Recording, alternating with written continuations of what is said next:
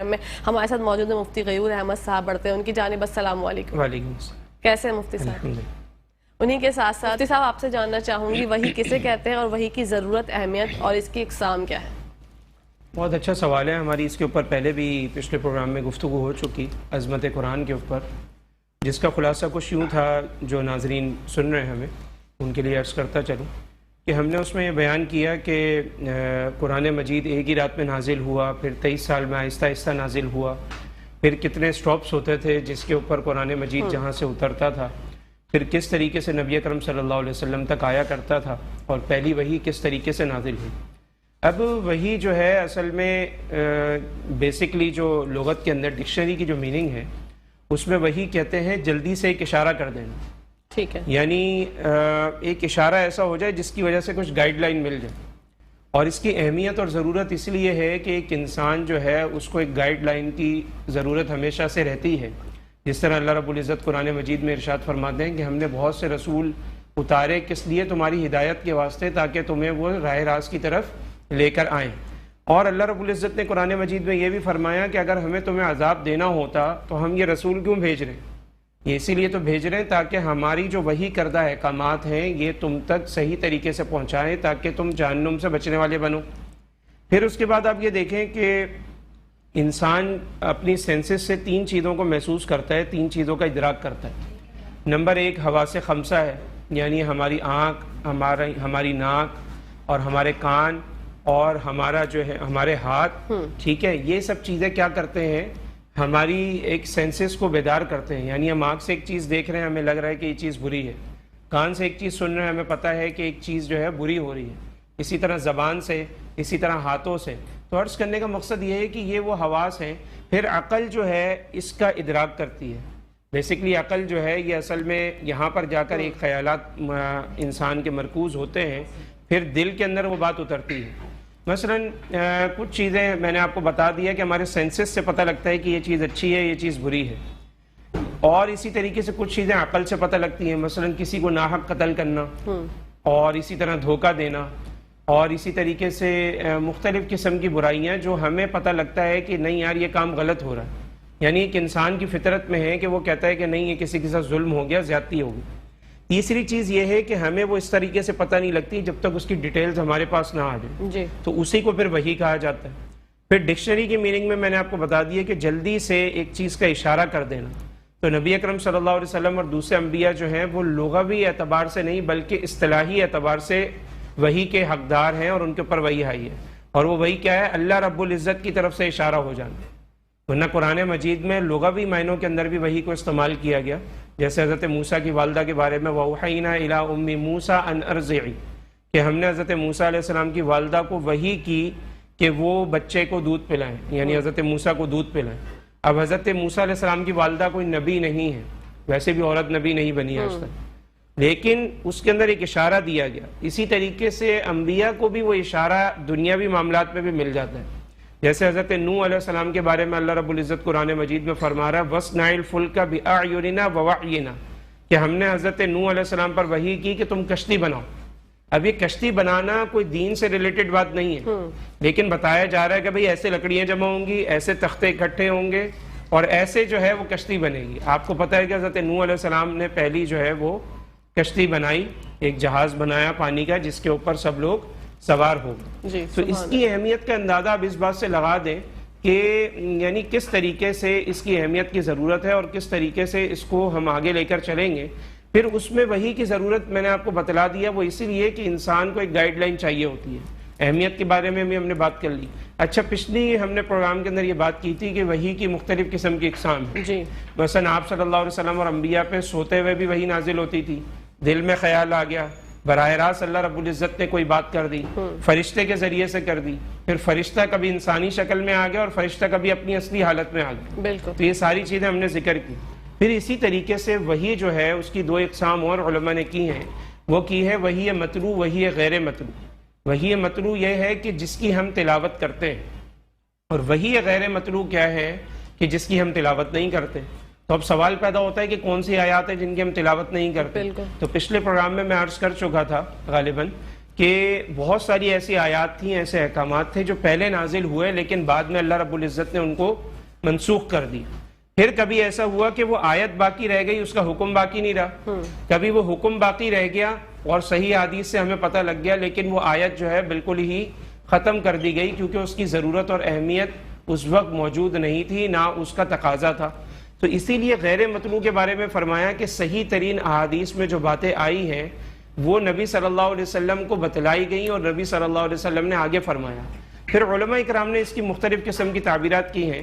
فرمایا کہ ایک بادشاہ ہوتا ہے، بادشاہ اپنے ایلچی کو، اپنے وزیر کو کہتا ہے کہ بھائی یہ میری طرف سے حکم نامہ لکھا ہوا ہے، آپ as it is word to word ایسے ہی پڑھ کر سنا دیں، کوئی چینجنگ اس میں نہیں ہونی چاہیے اور کوئی بھی رد و بدل نہیں ہونا چاہیے.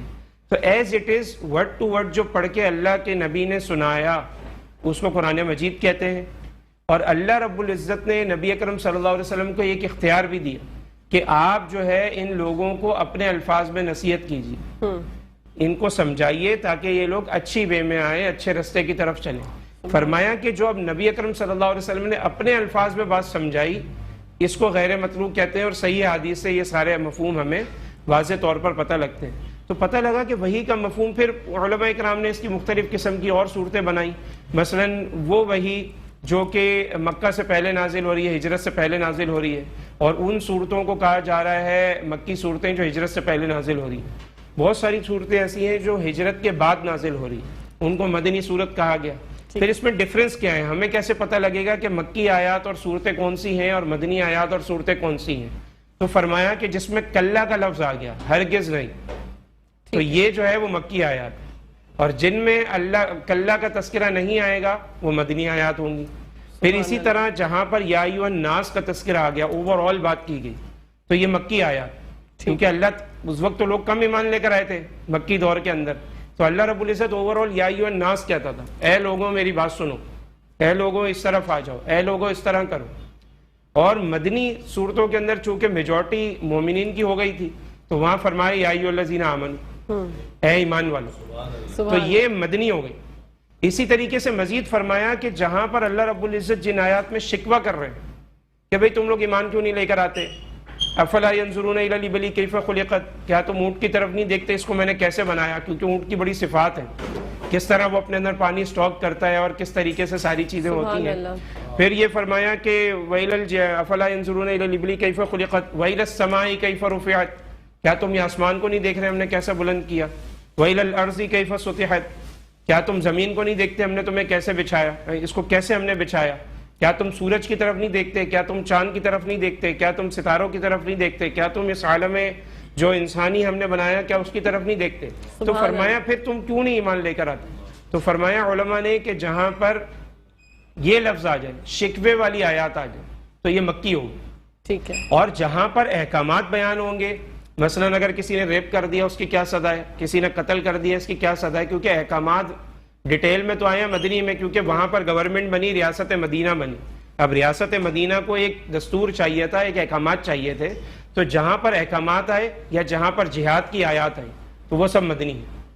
اسی طریقے سے فرمایا کہ مکی جو صورتیں ہیں، جن آیات میں یا جن صورتوں میں سجدہ آ گیا وہ مکی ہیں، کیونکہ سارے سجدے جو ہیں وہ مکی صورتوں میں ہیں اور مدنی صورتوں میں ایسا نہیں ہے. تو مختلف قسم کے علماء نے اس کے اندر ڈفرینس بیان کیے، جس سے ہم اچھے طریقے سے اس بات کا اندازہ لگا سکتے ہیں کہ اس کے اندر کون سی مکی آیات ہیں اور کون سی مدنی آیات. سبحان اللہ. اچھا سجدے کا آپ نے ذکر کیا مفتی صاحب، اچھا مفتی صاحب کی جانب بڑھتے ہیں. مفتی صاحب قرآن کریم کو کیسے اور کب جمع کیا گیا؟ بہت اچھا سوال ہے، اور اس سے پیچھے ریلیٹڈ جو آپ سجدے کے بارے میں بات کر رہی تھی، تو سجدے سے متعلق علماء اکرام نے یہی لکھا ہے کہ ایک ہی مجلس میں اگر وہ سجدہ جو ہے ایک دفعہ جب پڑھا جائے گا تو سجدہ کرنا واجب ہو جائے گا. ٹھیک ہے. یعنی ایک انسان سجدے والی آیت پر آئے تو اس کو چاہیے کہ اسی وقت یا بعد میں یاد سے سجدہ کر لے. ٹھیک ہے. اور اگر وہ بار بار اسی آیت کو دہرا رہا ہے، جیسے حفظ کے بچے ہوتے ہیں ایک ایک آیت کو یاد کرتے ہیں 100 دفعہ پڑھتے ہیں، تو 100 دفعہ سجدہ نہیں کرنا. ٹھیک ہے. ایک ہی دفعہ سجدہ واجب ہوگا، اس کے بعد سجدہ واجب نہیں ہوگا. اسی طرح نماز میں بھی یہی حکم ہے کہ نماز میں اگر سجدے والی آیات اگر آ جاتی ہے تو ہم نے بھی دیکھا اور حکم بھی یہی ہے کہ فوراً جو ہے امام صاحب جو ہے وہ سجدے میں چلے جاتے ہیں، اور یہی اس کا حکم ہے اور یہ واجب۔ ٹھیک ہے مفتی صاحب، جیسے قرآن خوانی ہوتی ہے گھر میں ہم پڑھتے ہیں دعائے مغفرت کے لیے، اپنے والدین کے لیے قرآن پاک ختم کرواتے ہیں، تو اس میں سجدے جب آتے ہیں تو کوئی مطلب جس کے پاس آیا وہ سجدہ کر لے، یا پھر ایک مطلب 16 سجدے ہوتے ہیں قرآن پاک میں نے صحیح فرمایا؟ 14 سجدے ہوتے ہیں، تو آپ مطلب ایک بندہ جو ہے وہ کر لے سارے سجدے، یا پھر جس کے پاس آئے وہ کرے؟ جی، جس کے پاس آئے، جس نے تلاوت کی، وہی اسی کے اوپر واجب ہو۔ ٹھیک ہے جی، اچھا، جو ایک بندہ کر لیتا ہے کہ وہ صحیح نہیں، وہ اس طریقے سے صحیح نہیں ہے، کیونکہ یہ تو الگ الگ اپنے انفرادی طور پہ واجب ہوتا ہے، اجتماعی اس کا حکم اس طرح کا نہیں ہے۔ اوکے، تو جو یہ لوگ غلطی کرتے ہیں، کیونکہ اکثر و بیشتر میں نے دیکھا ہے کہ لوگ کرتے ہیں کہ سب نے ایک ساتھ مشترکہ پڑھ لیا قرآن پاک، ایک بندے نے جا کے جو ہے سب کے سجدے ادا کر دیے۔ نہیں، ایسا نہیں ہے، انفرادی طور پہ واجب ہوتا ہے۔ ہاں، نماز میں جب با جماعت آپ پڑھ رہے ہیں تو وہ امام کرے گا، تو امام کی اقتداء میں ہم کرتے ہیں۔ اگر امام سجدہ نہ کرے اور فوراً رکوع میں چلے آئے تو علماء نے کہا کہ پھر بھی ایک اجازت ہے کہ بھائی جھک تو گیا، اصل سجدے کا مطلب ہوتا ہے جھکنا، بالکل، تو اگر بھول بھی گیا اسے فوراً رکوع کر دیا تو وہ بھی سجدہ ایک ادا ہو ہی جائے گا۔ علماء نے اتنی بھی گنجائش دی ہے، لیکن وہ ہم امام کی اقتداء میں کر رہے ہیں۔ اب ایسا نہیں ہے کہ امام بھول گیا تو ہم پیچھے سے سجدے میں چلے گئے کہ جی سجدہ واجب ہو گیا، امام نے تو نہیں کیا، ہم کریں گے، تو ایسا حکم اس میں بھی نہیں ہے۔ ٹھیک ہے، اور اگر جو لوگ ایسا کرتے ہیں جیسے میں نے ذکر کیا کہ وہ خود سے انفرادی طور پہ ایک سارے سجدے کر لیتے ہیں، تو کیا قرآن پاک اللہ تعالیٰ کی بارگاہ میں قبول نہیں کیا جاتا؟ بے شک قرآن مجید تو بارگاہ میں قبول کیا جائے گا، سجدوں کا معاملہ بالکل الگ ہے، اور قرآن مجید کی تلاوت کا بالکل معاملہ بالکل الگ ہے۔ جیسے نبی صلی اللہ علیہ وسلم نے فرمایا کہ ایک شخص یعنی اس کو ایک لفظ کے اوپر قرآن مجید کی 10 نیکیاں ملیں گی۔ پھر اللہ کے نبی علیہ الصلوۃ والسلام نے خود فرمایا کہ میں یہ نہیں کہتا کہ الف لام میم پہ 10 نیکیاں ملیں گی، فرمایا بلکہ الف پہ 10، لام پہ 10 اور میم پہ 10، یعنی الف لام میم پڑھنے پہ 30۔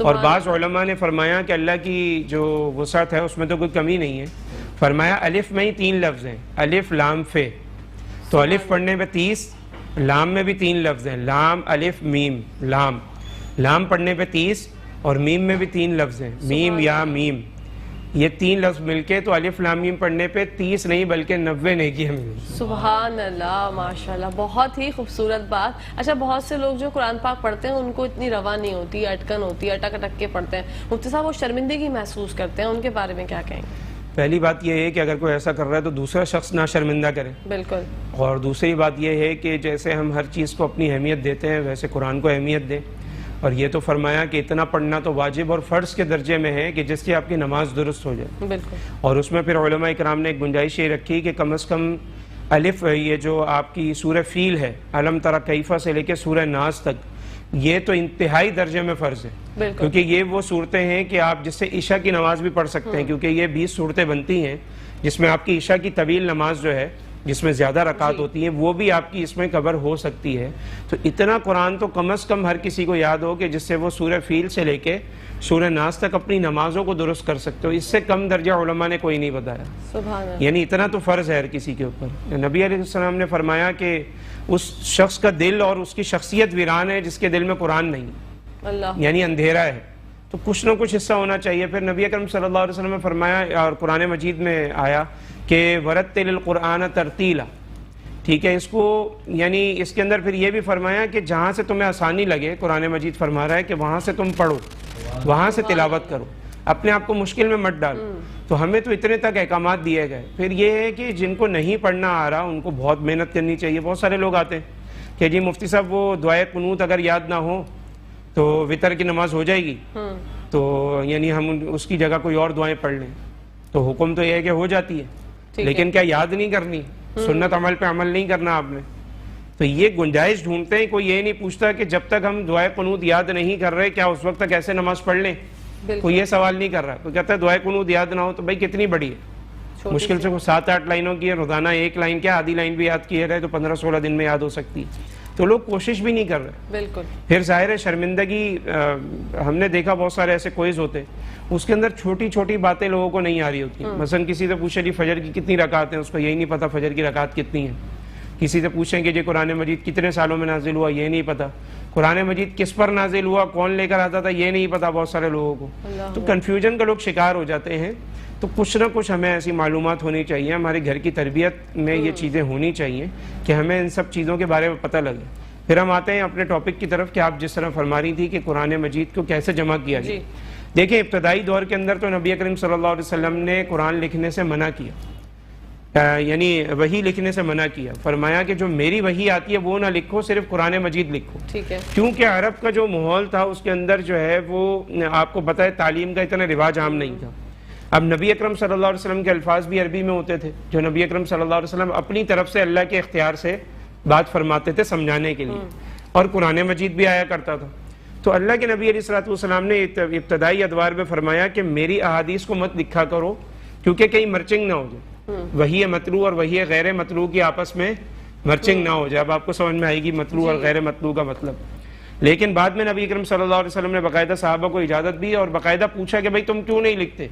تو فرمایا یا رسول اللہ آپ کبھی کسی موڈ میں ہوتے ہیں، کبھی آپ خوشی میں ہوتے ہیں، کبھی غمی میں، تو آپ صلی اللہ علیہ وسلم فرمایا کہ قسم ہے اس ذات کی جس کے قبضے میں میری جان ہے، خواہ میرا کوئی بھی مزاج ہو لیکن میری زبان سے سوائے حق کے علاوہ کچھ نہیں نکلتا۔ سبحان یہ نہیں ہو سکتا کہ میں غصے میں ہوں تو کوئی ایسے الفاظ کہہ دوں اور بعد میں مجھے احساس ہو کہ جی یہ میں نے کیا کہہ دیا، ایسا تو نبی سے ہو ہی نہیں سکتا۔ سبحان تو اللہ، فرمایا میرا جو بھی موڈ ہو، میں جس رویے میں بھی ہوں، بس لکھا کرو، کیونکہ میری زبان سے حق کے علاوہ کچھ نکلتا ہی نہیں۔ سبحان اللہ، تو دوسری بات پھر یہ ہے کہ آپ کو پتہ ہے پرانا دور تھا، کاغذ کی کمی، قلم، یہ ساری چیزیں بہت اس میں ایک شارٹیج ہوتی تھی۔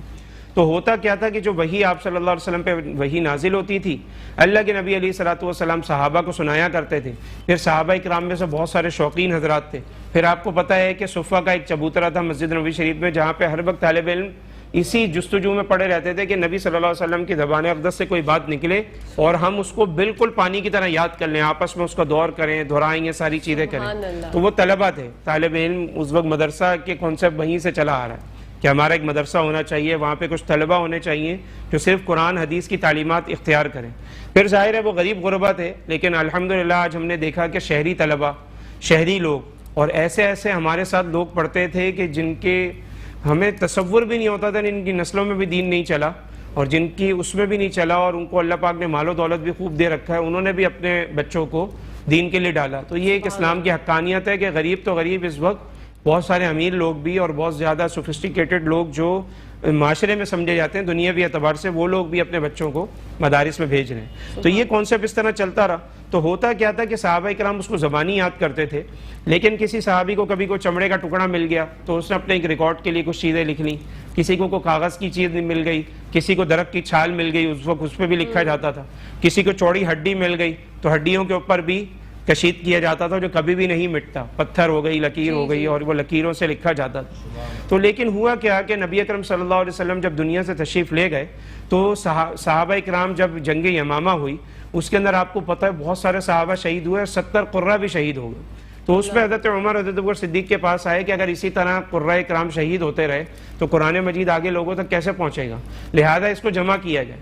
تو پھر ایک کمیٹی بنائی گئی، حضرت زید کو بلایا گیا، حضرت زید بہت زیادہ ماہر تھے قرآن مجید میں، ان کو کہا بھائی ایسا کام کرے۔ انہوں نے فرمایا کہ خدا کی قسم مجھے ایک پہاڑ اگر یہ کہہ دیتے کہ ایک جگہ سے اٹھا کے دوسری جگہ رکھنا ہے وہ میرے لیے آسان ہوتا، لیکن اللہ تعالیٰ کی وحی اور اس چیز کو جمع کرنا آپ میرے ذمہ ڈال لیں، یہ تو بڑا مشکل ہو جائے گا۔ بات کنٹینیو کرتے ہیں، مفتی بڑھتے ہیں مفتی صاحب کی جان۔ مفتی صاحب جو بات ہم کر رہے تھے، تو حضرت ابوبکر سے حضرت عمر رضی اللہ تعالیٰ نے عرض کیا جا رہا تھا کہ جا کے حضرت ابوبکر صدیق رضی اللہ تعالیٰ عنہ کو یہ فکر دلائی کہ ہمیں اس قرآن کو جمع کرنا چاہیے۔ تو حضرت زید کو بلایا گیا، کمیٹی بنائی گئی، تو حضرت زید نے یہی بات فرمائی کہ ایک پہاڑ دوسری جگہ رکھنا آسان ہے، یہ کام بہت مشکل ہے، کیونکہ ظاہر ہے قرآن مجید کا معاملہ ہے۔ بالکل۔ بہرحال تو ہوتا کیا تھا کہ نبی اکرم صلی اللہ علیہ وسلم پر جب کوئی وحی نازل ہوتی تھی تو اللہ کے نبی علیہ الصلوۃ والسلام حضرت جبریل کی ہدایات کے مطابق صحابہ کو کہتے تھے کہ اس آیت کو اس ٹکڑے کے بعد کر دو، اس آیت کو ادھر جمع کر دو، کیونکہ جیسے وحی نازل ہوئی ویسے ہمارا جو قرآن مجید کی ترتیب ہے یہ ویسے نہیں ہے۔ اچھا، مطلب سب سے پہلے الف لام میم کی وحی نازل نہیں ہوئی، سب سے پہلے تو سورہ علق نازل ہو رہی ہے، اقرا بسم ربک الذی خلق، ٹھیک ہے، پھر سورہ مدثر، مزمل، اور مطلب مختلف قسم کی، پھر سورہ فاتحہ اور یہ ساری چیزیں۔ تو یہ اس طریقے سے قرآن مجید نازل ہو رہا ہے جو ہماری ترتیب کے مطابق نہیں ہے۔ تو حضرت جبریل آ کے جب آیات نازل کرتے تھے تو اللہ کے نبی کو یہ بھی فرماتے تھے کہ یہ آیت اس کے بعد ہے اور یہ والی آیت اس سے پہلے ہے اور یہ والی آیات اس کے بعد ہے۔ سبحان تو وہ صحابہ اس طریقے سے ترتیب سے اس کو یاد کر لیا کرتے تھے۔ اب ظاہر ہے صحابہ اکرام کو بلایا گیا، اس میں حافظ قرہ بھی تھے، سارے تھے، تو ان سب سے بولا گیا بھائی تم نے کیسے سن رکھا ہے، تم نے کیسے سن رکھا ہے۔ اب اختلافی بات یہ آ گئی سورۃ التوبہ پہ کہ بھائی اللہ کے نبی علیہ الصلوۃ والسلام نے تو ہر سورت کے شروع میں بسم اللہ الرحمن الرحیم لکھنے کا حکم دیا، اور یہاں پر کسی نے سنا ہی نہیں ہے کہ اللہ کے نبی نے کہا سورۃ التوبہ سے پہلے بسم اللہ لکھ دو۔ اب اس میں اختلاف ہو گیا لکھی جائے یا نہیں لکھی جائے، تو یہاں پر یہ کہا جا سکتا تھا یار لکھ دو، ثواب کا کام ہے، بسم اللہ پڑھنا کون سا گناہ ہے، یہی کہا جاتا۔ لیکن صحابہ نے کہا نہیں بھائی، اللہ کے نبی نے بتایا تو ہم کیسے لکھیں۔ آپ احتیاط دیکھیں، بسم اللہ لکھنا کو گناہ تھوڑی ہے بھائی، اگر ایک بندہ زیادہ ایک دفعہ بسم اللہ کہہ دے گا تو ثواب ہی ملے گا نا۔ اتنی احتیاط کی کہ جب اللہ کے نبی کسی ہر صحابی سے پوچھ لیا، انہوں نے کہا بھائی ہم نے سورۃ التوبہ سے شروع میں پہلے بسم اللہ سنی ہی نہیں، تو اسی لیے سورۃ التوبہ کے شروع میں بسم اللہ نہیں ہے، بغیر بسم اللہ کے شروع۔ علماء نے اور مختلف وجوہات لکھی ہیں، لیکن یہ ایک بہت ویلڈ قسم کی وجہ ہے۔ بہرحال اتنی احتیاط سے اس کو جمع کیا گیا کہ جتنے مصاحف تھے جتنے تھے ان سب کو لا کر ایک جگہ پر جمع کر دیا۔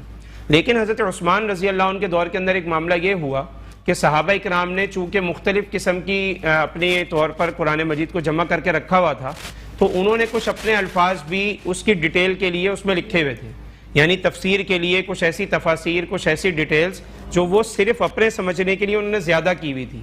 تو اور اسی طریقے سے آپ کو پتہ ہے مختلف قسم کی زبانوں کے اندر زبان تو ایک ہوتی ہے، لیکن اس کے بولنے کے اندر لہجوں میں فرق ہوتا ہے۔ ہمارے کراچی کے اندر ہی دیکھ لیں، یہ نیو کراچی ہے، لالو کھیت ہے، اورنگی ہے، کرنگی ہے، یہ ایریاز ہیں، ان میں کیا ہے اردو بولنے میں بھی کچھ نہ کچھ فرق آتا ہے، الفاظ کا فرق آ جاتا ہے۔